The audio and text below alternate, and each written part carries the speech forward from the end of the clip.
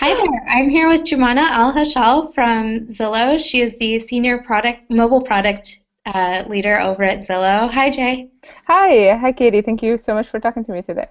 Yeah, thank you. I'm glad to have you here and glad to let some of our attendees get to meet you. Absolutely. So I guess to kick off first, you're also known in the Twitter sphere, and you have a consulting thing called Objective J. Where did that come from?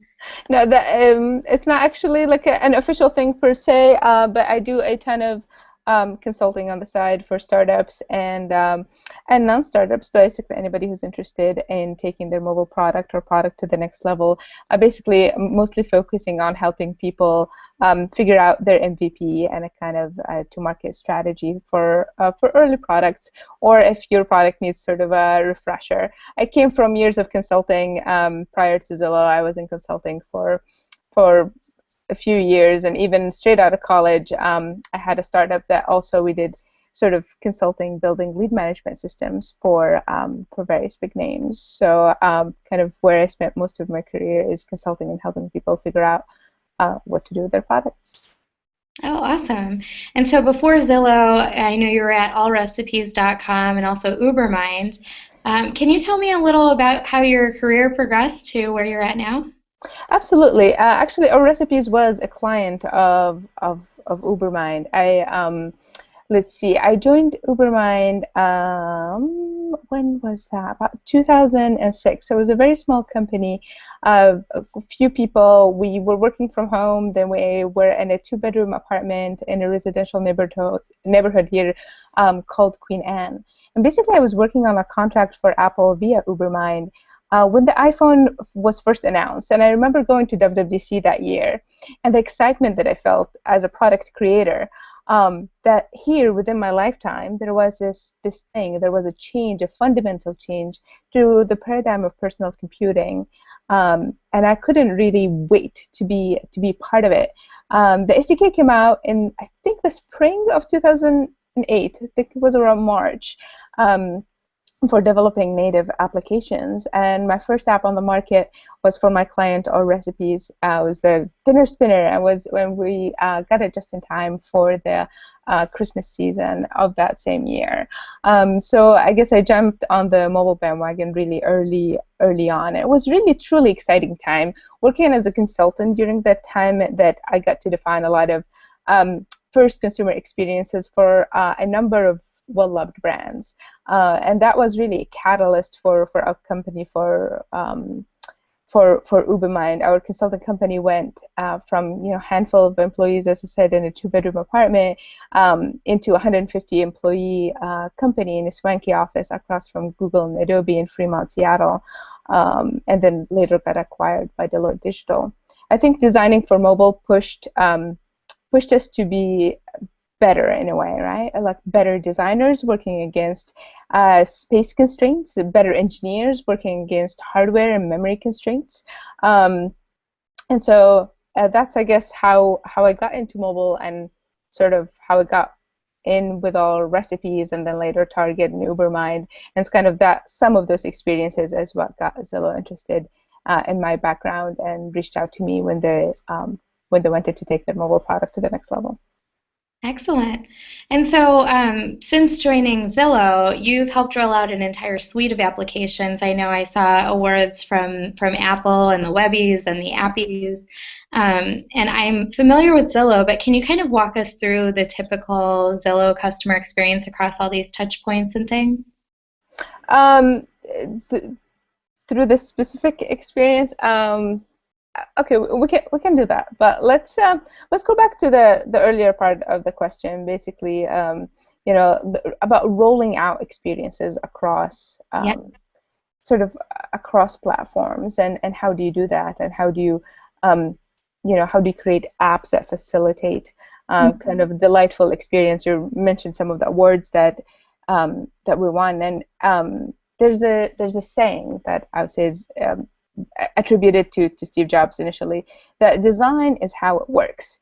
And so if design is how it works, um, to me, delight is how well it works, if you will. Mhm.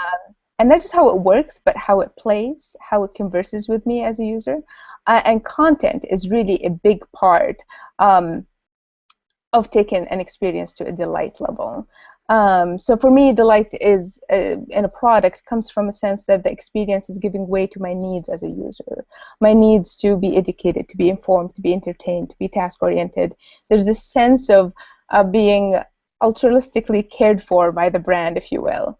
For Zillow specifically, they offer an extremely valuable and personalized service. And so I think the content and the data that they provide prompts really, if you have the right sort of product people in place, if you have the right team in place, it's a strong foundation to build amazing experiences on top of. So I was kind of, lucky because the brand is so strong and the content is so valuable that it's easy to build and to imagine experiences that are going to delight users across experiences with that foundation. So I would say if we want to talk about the sort of what's the typical consumer experience, the consumer experience is cross-platform and is cross-channel, and it's focused on the consumer. The consumer is sort of the North Star for Zillow. It's a very important cultural tenet there, and basically allowing the user to take the data and access the data with them, having the service as personalized as possible and as seamless as possible across platforms and across channel is kind of the core driving principle. Mm-hmm. Definitely. And I think you touched on a few really great and important themes there. One being that, Zillow already has adopted this customer-centric mentality, and you mentioned that you have a great team to support rolling out products that really facilitate a well-integrated experience. What do you think are some of the challenges that companies are facing that aren't quite thinking mobile first? I'm on a roll with the sayings today. I love them. You know how they say that the very definition of madness is keeping doing the same thing and expecting a different result. And in a way, I feel that's how it is with when you're trying to move over to mobile. You cannot kind of continue doing the same processes, the same way of thinking, the same way of thinking about products, thinking about customers. The same way of doing business is not going to result in a mobile-first company if you're not a mobile-first company right now. So really the biggest challenge is developing these habits, these reflexes, this awareness of your brand as permeating channels and platforms, as being really a transmedia product. And how do you deal with that? How do you think of that first? So it's all about building sort of new habits throughout your org, and potentially like looking at what it is, like is your team structure the correct team structure? Are the processes you have in place the right processes? Is the way you're thinking about product the correct way? Is your content available across platforms and channels? So it's a practice of developing the right habits and the right reflexes and forcing yourself to do everything new sort of on mobile first.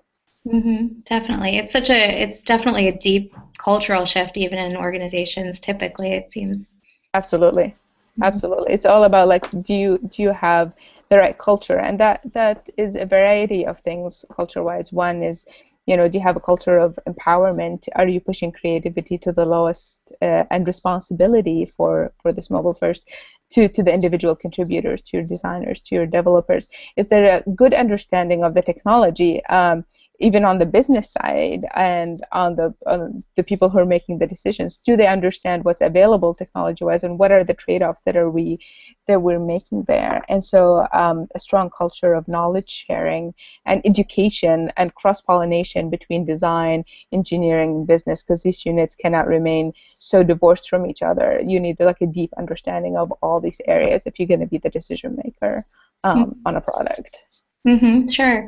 And kind of going off of that, going along with empowerment and knowledge and just driving forward change, what sorts of technologies or techniques are really piquing your interest right now in designing mobile experiences? I don't know about designing mobile experiences per se, but kind of designing sort of the next generation, I feel, of consumer experiences. Sensors really is what what gets me excited lately. The possibilities for connected devices, smart homes, smart work, smart personal equipment, basically the world of the Internet of Things, where it's just a huge interest to me lately.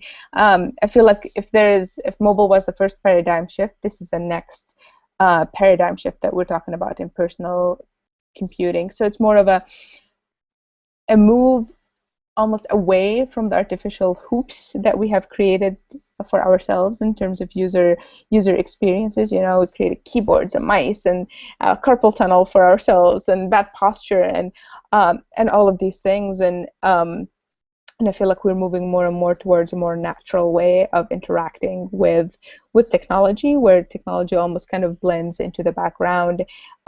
So you still have a more enhanced experience of presence within your environment, but it's less intermediated with your devices, with your keyboards, with traditional modes of input. So kind of this move towards more natural way of interaction is what what I spent a lot of time thinking about lately or investigating.